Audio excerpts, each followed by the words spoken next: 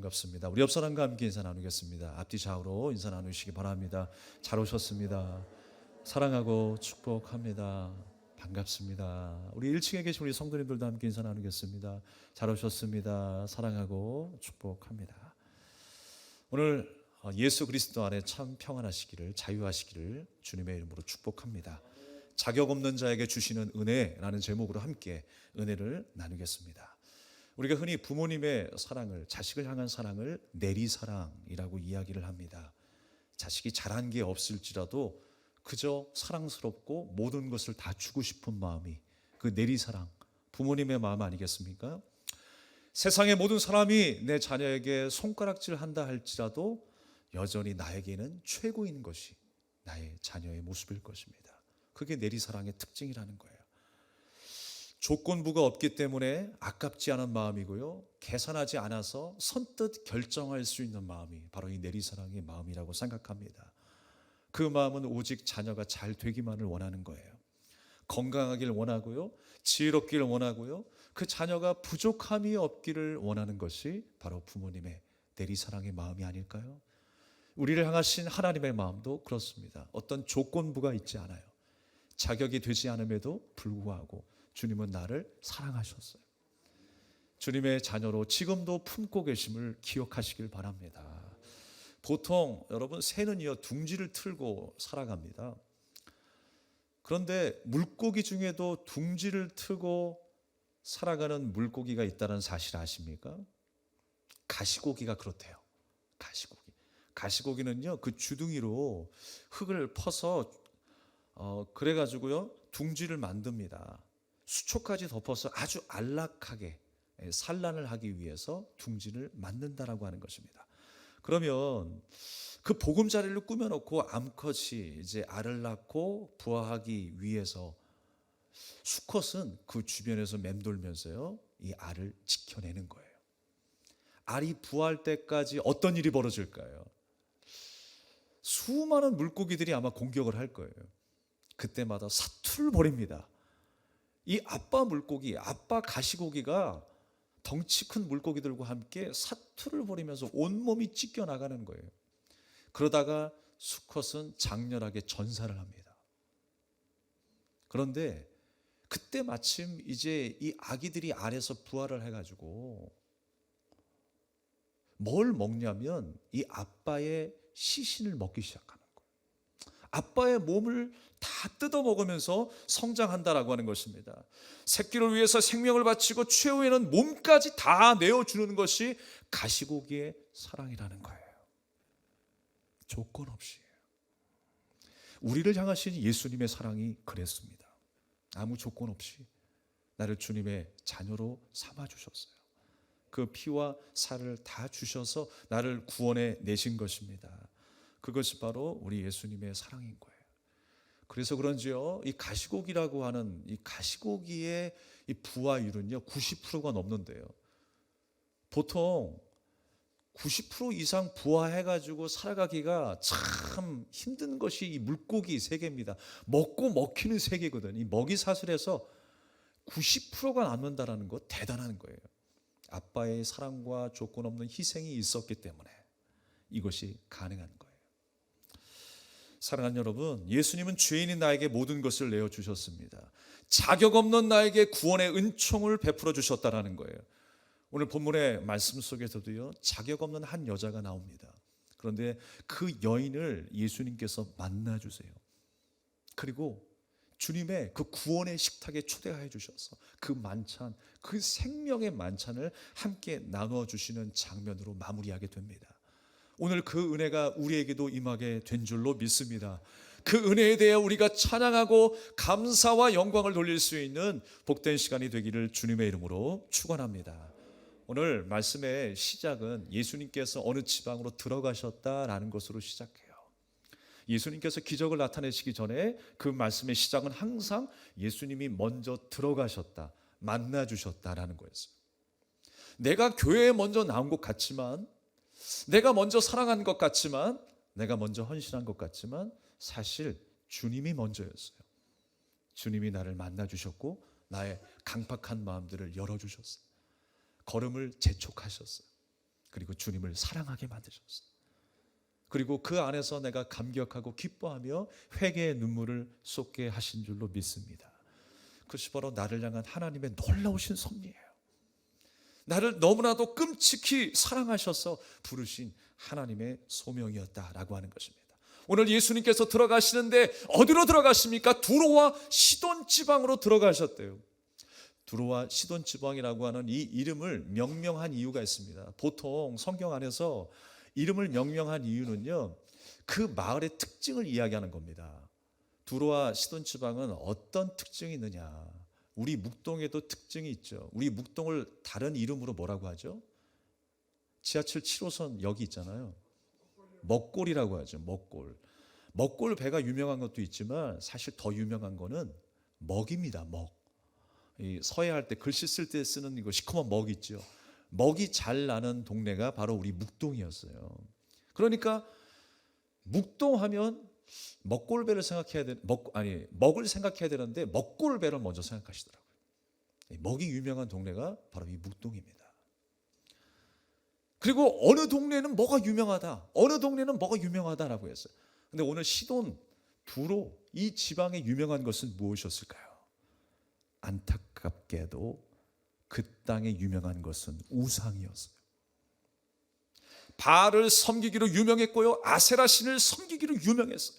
바알이 어떤 신입니까? 풍요의 신이에요. 아세라 신이 어떤 신입니까? 다산의 신이에요. 잘 먹고 잘 살고 잘 낳고 엄청나게 풍요로움을 누리는 세상, 그 땅이 바로 두로와 시돈 지방이었어요. 그러니까 사람들의 마음은 어떤 마음이 있었을까요? 이렇게 풍족한 삶, 고대로부터 우리가 부유한 삶을 이어받았고 풍족한 이 땅에서, 이 비옥한 이 땅에서 우리가 넘치도록 누리며 살아가니까 야, 우리의 희망이 바알이구나, 우리의 소망이 아세라구나, 이런 생각을 갖지 않겠습니까? 이런 마음으로 살아갔던 그 땅이 두로와 시돈 지방입니다. 그런데 그곳에 예수님이 들어가셨다는 거예요. 그 어둠의 세상 가운데에, 그 죄의 세상 가운데에 예수님께서 들어가셨다는 거예요. 빛 대신 예수님께서 들어가시자 그 어두운 방에 작은 불빛이, 그 연약한 불빛이 온 방을 환하게 만드는 거죠. 오늘 빛 대신 예수님께서 그들을 밝히기 시작한 거예요. 한 여인의 마음을 밝히기 시작한 거예요. 그 사람이 누구라고 이야기합니까? 가나안 여자다라고 이야기하고 있습니다. 가나안 여자에게는 딸이 한 명이 있었어요. 그런데 흉악한 귀신이 들렸다고 그랬습니다. 얼마나 난리였으면 오늘 말씀의 표현을 흉악하다라고 이야기를 할까요? 난리도 난리가 아니었을까요? 비참한 인생 그 자체였을 것입니다. 살아도 사는 게 아니었을 거예요. 그런데 그 마을에 예수님께서 오셨다라는 소식을 듣고 이 어머니는 예수님을 찾아 부르짖으며 간청합니다. 주님, 다윗의 자손 예수여, 불쌍히 여겨주시옵소서. 불쌍히 여겨주시옵소서. 신앙 고백을 하면서 예수님을 찾아 내 딸의 병을 고쳐달라고 간절히 간청을 합니다. 그때 예수님께서는요, 냉대하시죠. 제자들도 냉대합니다. 아니, 사랑의 예수님께서, 구원자 예수님께서 좀 받아주시고 사랑으로 치료해 주실 줄 알았는데, 안아주시기라도 할 줄 알았는데 오히려 외면을 하신다니 참 이해가 되지 않는 대목입니다.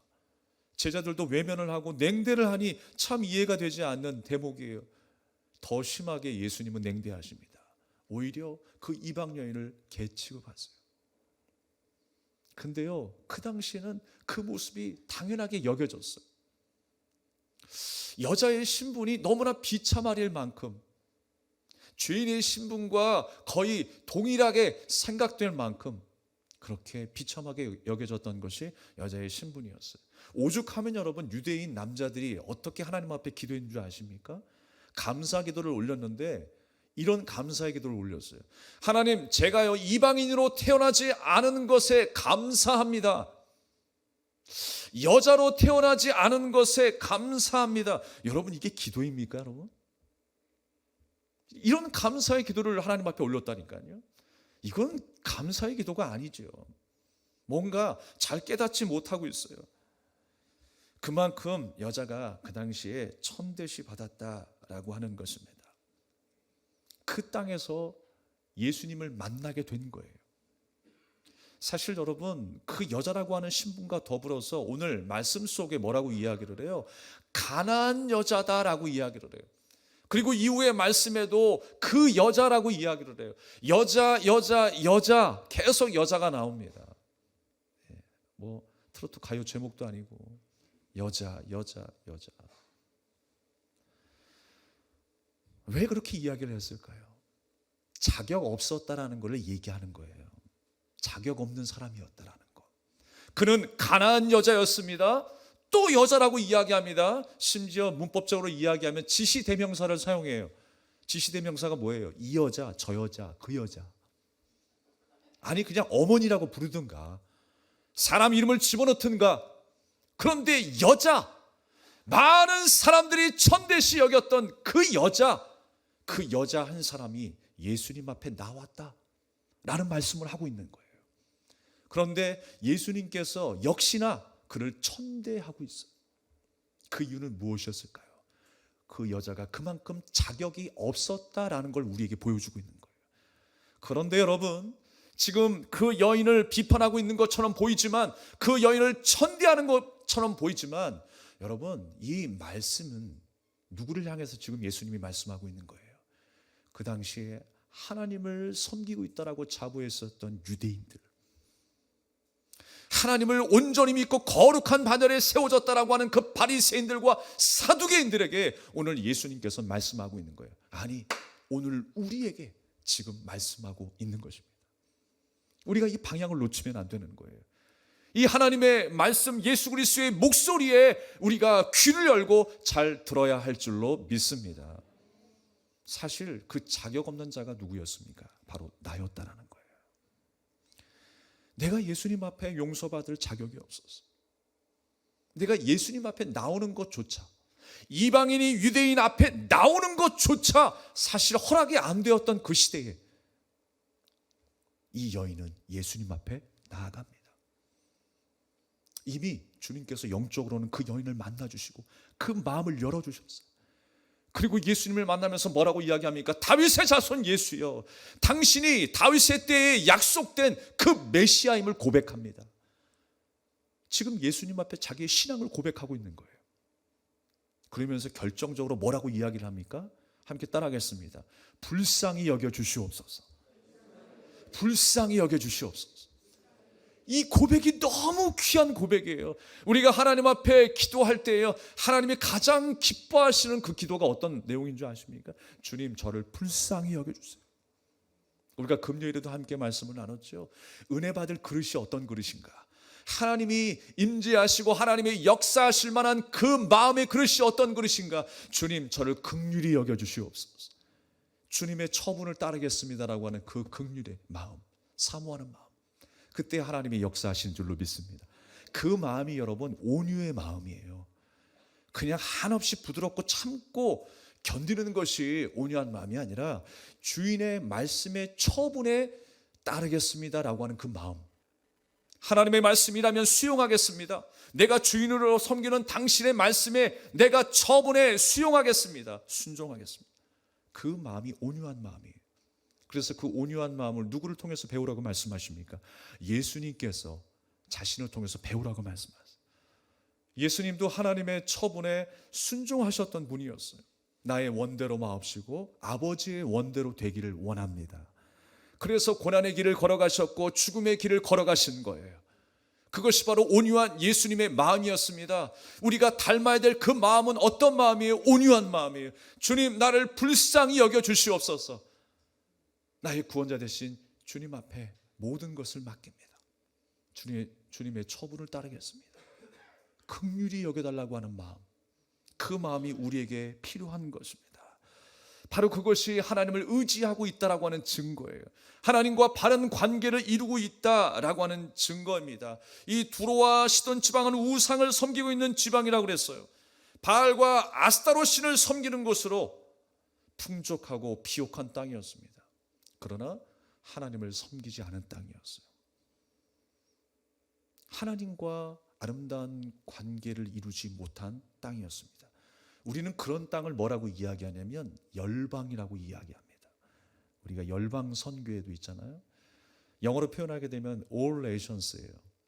직역하면 모든 나라, 세상에 하나님을 알지 못하는 모든 나라를 우리가 열방이라고 이야기합니다. 그러나 이것은 땅에만 국한된 게 아니에요.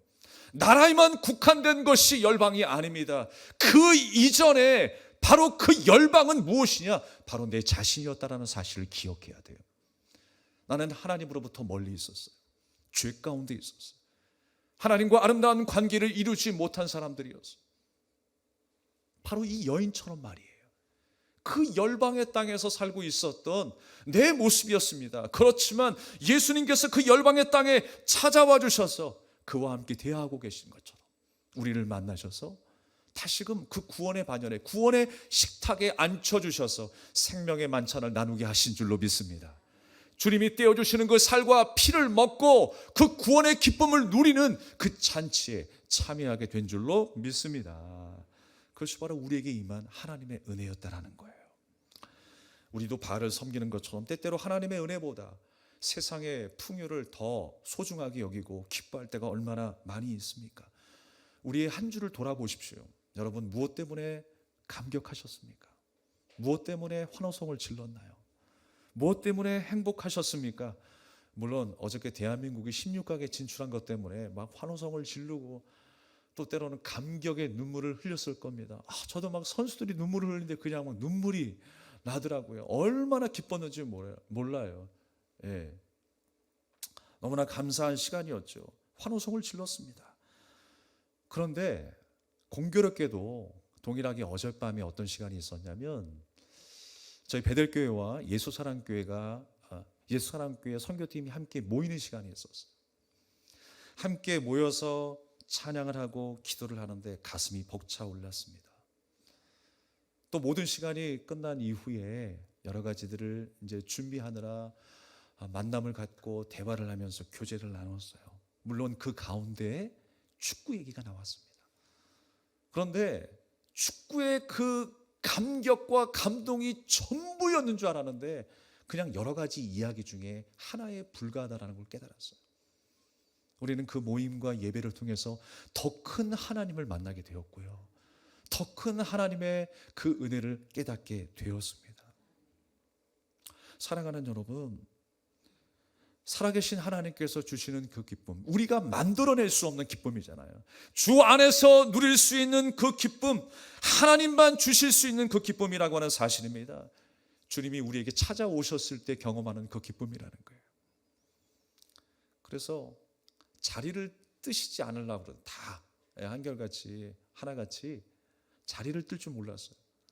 그 시간이 너무나 좋고 행복해서 더 이야기하고 싶은 거예요.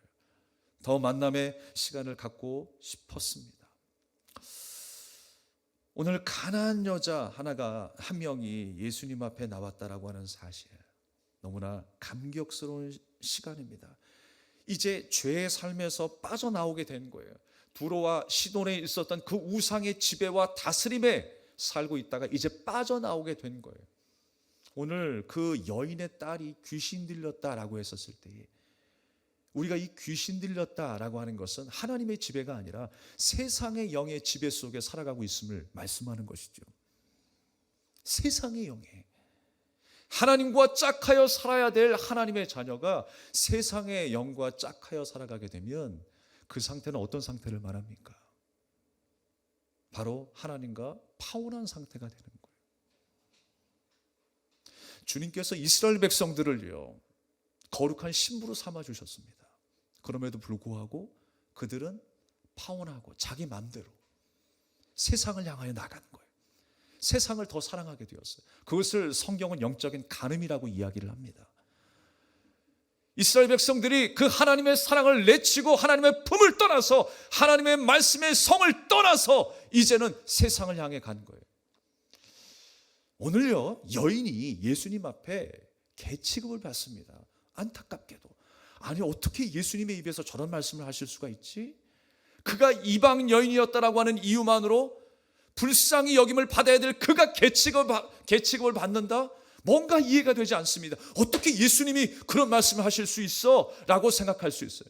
그런데 성경에서요 어떤 사람을 개들이라고 이야기하냐면 성 밖에 있는 사람을 개라고 이야기를 해요. 네. 제가 또 제 입에서 그냥 계속 이렇게 얘기하니까 이게 좀 상스러운 말 같고 편하진 않아요. 뭔가 불편합니다. 그러니까 이스라엘 백성들도 이 개라고 하는 말이 들어가면 사실 별로 좋은 의미가 없어요. 좋은 의미가 아닐 것입니다. 그런데 예수님께서 그렇게 말씀하셨다는 것이죠. 근데 개 취급받았던 사람의 모습은 어떤 모습이냐면 성 밖에 있는 사람들이다라고 말씀을 하고 있어요. 하나님의 약속 밖에 있는 사람들, 언약의 백성이었던 이스라엘 백성들이 하나님의 말씀에 불순종하여 떠나 있는 그 상태. 그러니까 여러분, 예수님께서 지금 누구에게 말씀하고 싶으실 거예요? 하나님을 믿는다 자부하면서, 거룩하다라고 자부하면서 잘난 체하고 있는 그 바리새인들, 사두개인들에게, 유대인들에게 지금 말씀하고 있는 것입니다. 성 밖에 있는 사람들, 하나님의 말씀 밖에 있는 사람들, 불순종하는 인생들, 그 인생들이 바로 개의 모습과 같다라고 우리에게 말씀하고 있는 거예요. 자격이 있다라고 생각했을 것입니다. 나는 모든 것을 다 갖춘 완비한 거룩한 신자야라고 생각했을 것입니다. 그러나 오히려 그들이 예수님 앞에 칭찬받지 못하잖아요. 그러나 나는 자격 없는 사람입니다. 죄인입니다. 불쌍히 여김을 받아야 될 사람입니다. 그 마음으로 예수님 앞에 섰을 때에 주님께서는 그를 식탁의 자리로 인도해 주시는 거예요. 부스럭이라도, 개는 주인의 상에서 떨어지는 부스럭이라도 받아먹지 않습니까? 그 부스럭이라도 나에게 주십시오. 그 마음으로 예수님 앞에 나아가는 거예요. 그 절박한 심령으로, 그 긍휼을 사모하는 마음으로 나를 불쌍히 여겨 주시옵소서. 주님의 처분에 순종하겠습니다. 주님이 어떤 말씀을 하시든지 수용하겠습니다. 그 순종의 마음으로 예수님 앞에 섰던 것입니다. 누가 구원받을 자입니까? 누가 은혜를 받을 자입니까? 바로 이 여인이었다라는 거예요. 우리가 어떤 마음을 가져야 하는가? 바리새인과 같은 마음이 아니라 겉으로만 신령하고 겉으로만 우리가 잘난 체하는 그 모습이 아니라 연약하고 작은 모습으로 섰을지라도 바로 이 여인과 같은 믿음으로 예수님 앞에 서야 함을 말씀하고 있는 것입니다. 여인은 소리를 지르면서 간절히 예수님께 간청했어요. 어머니의 마음이 얼마나 간절했겠습니까? 그 아이의 모습을 보면서 얼마나 안타깝게 여겼겠어요. 그래서 예수님 앞에 지속적으로 소리 지르면서 응답하실 때까지 간청하고 있는 것입니다. 주님밖에 없습니다. 주님만이 고치실 수 있습니다. 라고 하는 그 확신으로, 절박한 신앙으로 지금 예수님 앞에 고백하고 있는 것입니다.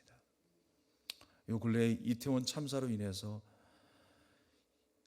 그 희생당한, 가족을 희생당한 그 아버지들이 인터뷰하는 것을 들을 수가 있었습니다.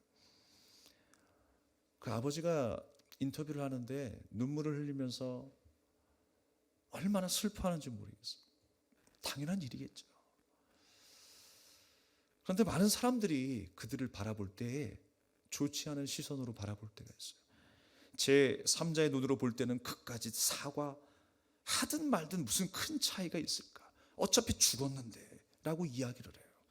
그러나 여러분, 당사자의 입장에서는 참으로 황당하고 억울한 일이 아닐 수가 없어요. 아침에 웃는 모습으로 인사하고 보냈는데 아이를 저녁에 죽은 시체로 나타나니 얼마나 그 마음이 아프겠습니까? 싸늘한 죽음으로 되어 돌아왔고 또 그 아이들이 입고 있었던 그 옷과 운동화와 가방을 보는데 가슴이 찢어지는 거예요. 많은 사람들 그 군중 가운데 밟혀가지고 바지가 엉망이 된 거예요. 운동화가 엉망이 되어버렸어요. 모자가 엉망이 되어버렸어요. 그 모습을 보면서 얼마나 가슴 아파하고 있는지 모릅니다. 그 또한 친구들이 그 죽은 친구의 시신을 지키려고 했는데 경찰들이 빨리 가라고 했대요. 빨리 흩어지라고 이야기를 했대요. 그래서 이 부모님들이 딸의 시신을 찾기 위해서 이 경찰서, 저 경찰서, 이 병원, 저 병원으로 수소문을 하면서 찾으러 다니다가 몇 시간 만에 그 아이의 시신을 찾기도 했다고 합니다. 아직도 집으로 돌아올 것만 같은데, 여전히 살아있을 것 같은데 현실감이 느껴지지 않아서 눈물도 잘 나오지 않는다. 이제는 눈물을 넘어서 찢어지는 신음을 내면서 하루하루를 버티며 살아가고 있다라고 이야기를 합니다. 그러면서 한 아버지가 이런 말씀을 하세요. 자식을 잃었는데 두려운 게 어디 있어요? 라고 이야기를 해요. 두려운 게 없대요. 내가 너의 억울함을 반드시 풀어주겠다라고 약속을 합니다. 그러면서 참사 이후에 자신의 인생들이 완전히 바뀌었대요. 인생이 완전히 바뀌었어요. 지금 가나안 여인의 그 심정이 바로 이런 마음 아닐까요? 인생이 바뀔 만큼의 충격과 아픔을 지니고 있습니다. 더군다나 그는 이방 여인이었어요. 유대인에게 다가가기 힘든 사람이었습니다. 사람들에게 인정받지 못한 사람으로 손가락질 당하며 살아가는 그 하루하루의 인생. 그러나 그가 예수님을 만났다라고 하는 사실이에요. 그 인생은 예수님을 만나면서부터 변화되기 시작했습니다. 처음부터 이 이야기가 진행되던 계속되는 그 시간 속에서 그는 여자, 가난한 여자라고 강조하고 있죠. 자격 없었다라고 하는 것을 우리에게 계속 강조하고 있어요. 예수님께서 그를 질책하시고 냉대하실 때도 그는 자격 없었다라고 하는 것을 우리에게 계속 말씀하고 있어요. 그러나 그 자격 없는 한 여인이 주님의 구원의 은혜에 동참할 사람이었다라고 하는 것도 우리에게 말씀하고 있는 것입니다. 사랑하는 여러분, 우리가 그러한 온유한 마음으로 날마다 하나님을 찾을 수 있어야겠습니다. 주님의 구원의 은혜를 날마다 사모하며 주님만이 나의 도움이시오, 주님만이 나의 반석이심을 믿고 의지할 수 있는 저와 여러분이 되어야 할 줄로 믿습니다. 오늘 귀신이 들렸다라고 하는 것은 두로와 시돈 지방 사람들이 섬기고 있는 그 바알과 아스타롯의 다스림 아래 살아가고 있다라고 하는 이야기도 됩니다. 풍요와 다선의 상징이었던 그 두 우상의 지배 아래 취해 있었던 그들의 인생을 대면하고 있는지도 모릅니다. 우리는 지금 무엇에 감동하고 무엇에 취해 있습니까? 우리는 다시 한번 우리의 마음을 하나님께로 향할 수 있어야 합니다. 우리의 눈을 열어서 그 하나님의 역사, 하나님의 전능하심을 바라볼 수 있는 저와 여러분이 되어야 할 줄로 믿습니다. 오늘 여인은 나를 불쌍히 여겨달라고 예수님 앞에 간절한 마음으로 나갑니다. 주님이 비록 나를 개취급하신다 할지라도 내가 그 상에서 떨어지는 불스럭이라도 먹기 위해서 주님의 처분을 기다리면서 주님의 도심을 여전히 간구하고 있는 것입니다. 그러니까 여러분, 가나안 여인은요, 육체적으로 신분적으로는 계치급을 받았을지 모르겠습니다. 그러나 신앙적으로는 예수님이 인정하셨던 사람이었어요. 그런데 오히려 육체적으로나 신분적으로나 그 모든 것에 있어서 완벽한 사람들은 유대인들이었습니다.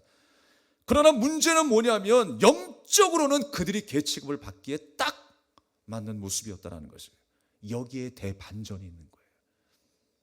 우리의 생각과 예수님의 생각이 다르다라는 것입니다. 여러분, 예수님의 생각에 우리의 생각을 맞추기를 바랍니다. 성 밖에 있는 자들이 아니라 성 안에 있는 자들로 살아갈 수 있기를 바랍니다. 예수님의 그 약속의 그 언약의 말씀 안에 살아가는 우리가 될 수 있기를 간절히 소망합니다. 바로 그 사람이 주님의 주인의 상에 함께 참여할 자들이라는 거예요.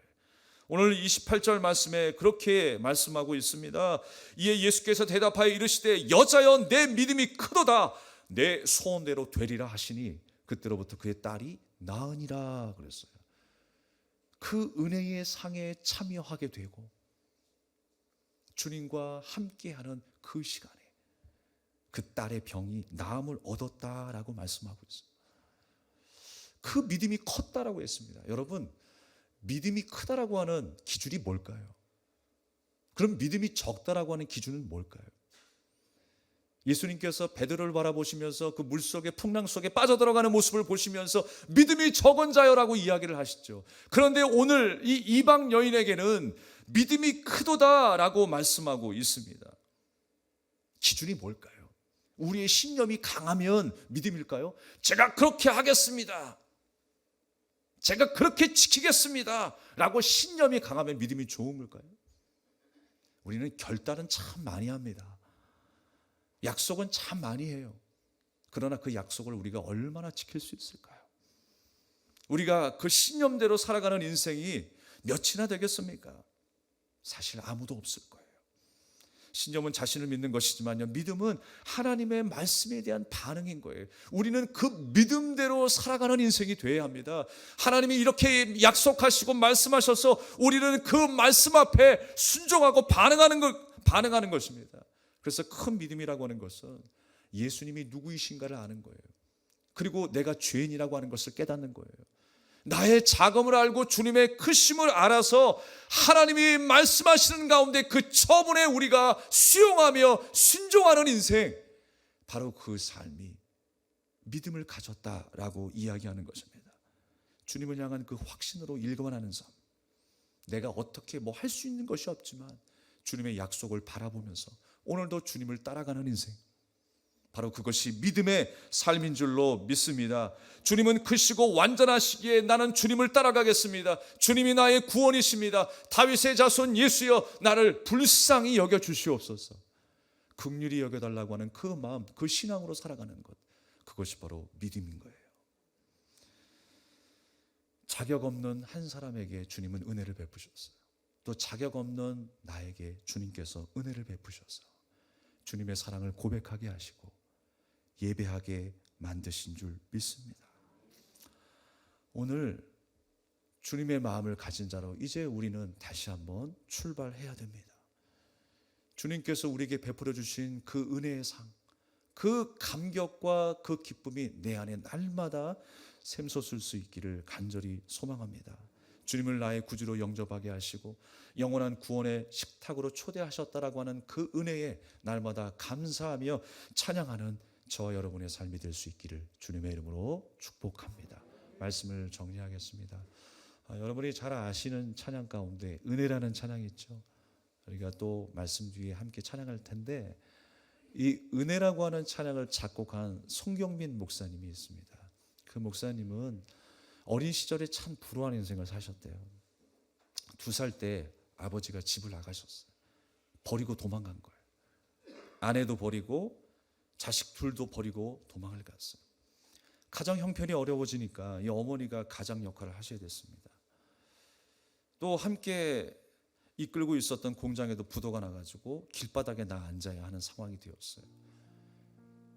매일의 삶 속에 빚쟁이들이 쫓아옵니다.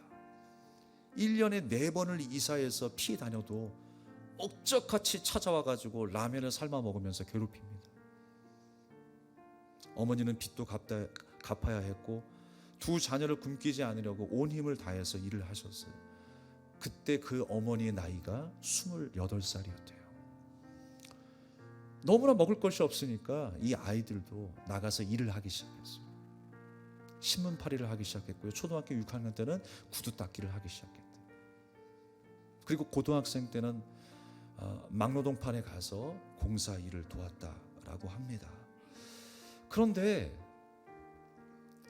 그 목사님이 수많은 절박한 순간들을 경험하면서 절망을 쏟아낼 줄 알았는데 절망이 아니라 은혜의 고백을 쏟아내게 되셨대요. 하나님께서 주신 그 은혜가 무엇인지를 깨닫게 하시면서 불평보다는 감사가 넘쳐나게 하셨다라는 거예요. 그래서 이 은혜의 찬양의 고백을 할 수 있게 된 것입니다. 은혜라고 하는 안경을 쓰는 순간에 모든 것이 결코 당연하지 않았다라고 하는 것을 깨닫게 되었어요. 내게 있어 절망도, 내게 있어 소망도, 모든 것이 당연한 것이 아니라 하나님의 은혜였다는 것을 깨닫게 되었대요. 내가 하나님의 자녀가 된 것도요, 은혜이고요. 나를 부르시고 구원하시고 자녀 삼아주신 것도 은혜이고, 지금까지 지켜주신 것들 모두가 은혜라는 사실을 고백하게 되었어요. 내가 숨쉬며 바라보는 저 자연조차도, 공기조차도 감사다, 은혜이다 라고 고백하게 되었다는 것입니다. 그리고 은혜를 찾다 보니까 가족들을 보게 되었대요. 사랑하는 아내를 보게 되었대요. 믿음의 어머니, 믿음의 아내를 바라보면서 하나님 이렇게 만나게 하신 거 너무너무 감사합니다. 아무것도 없는 이 가난한 사역자에게 저 아내를 만나게 해주신 거 감사합니다.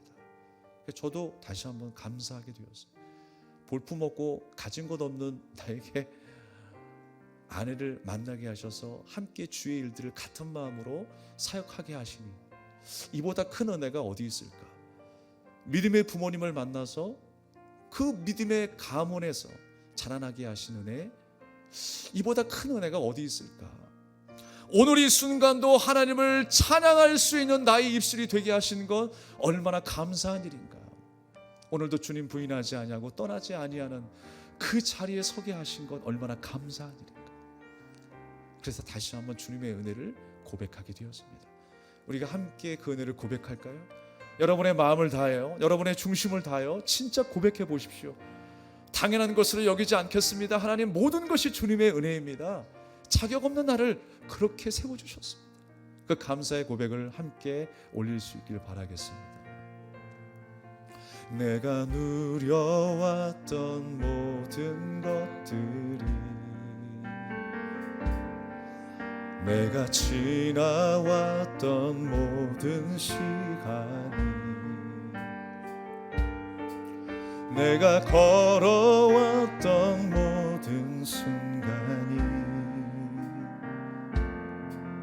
당연한 것 아니라 은혜였소. 아침 해가 뜨고 저녁에 노을, 봄의 꽃향기와 가을의 열매,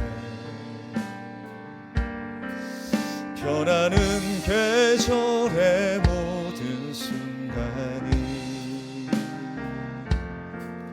당연한 것 아니라 은혜였소. 모든 것이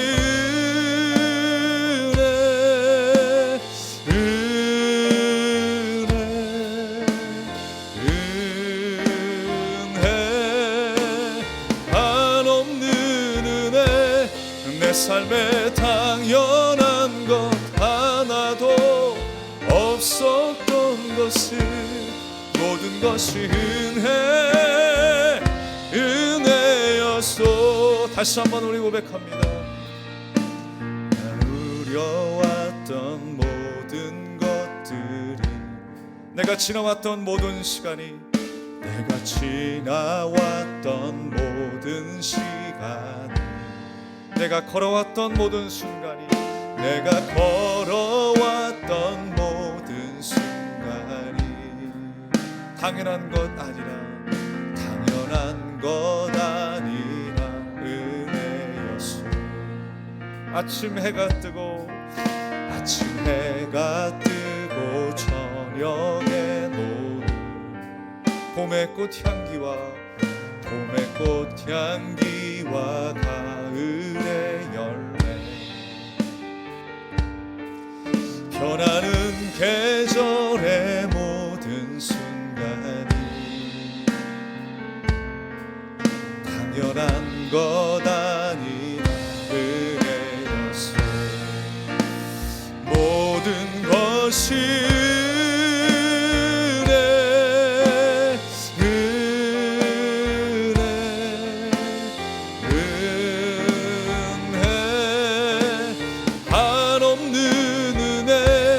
내 삶에 당연한 것 하나도 없었던 것을, 모든 것이 은혜였소. 모든 것이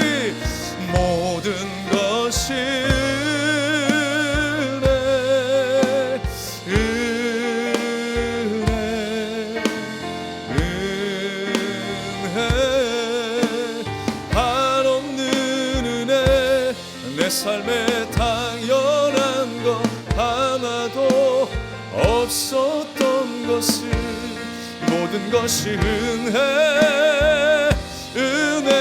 은혜였소. 그렇습니다 여러분. 당연한 것이 하나도 없대요. 자격이 하나도 없어요. 이 가나안 여인처럼 그게 내 모습이에요. 주님, 멸망당할 수밖에 없는 내 모습, 버림받을 수밖에 없는 나의 모습, 자격 없는 나의 모습인데 주님이 나를 구원하여 주셨습니다. 사랑해 주셨습니다. 감사합니다.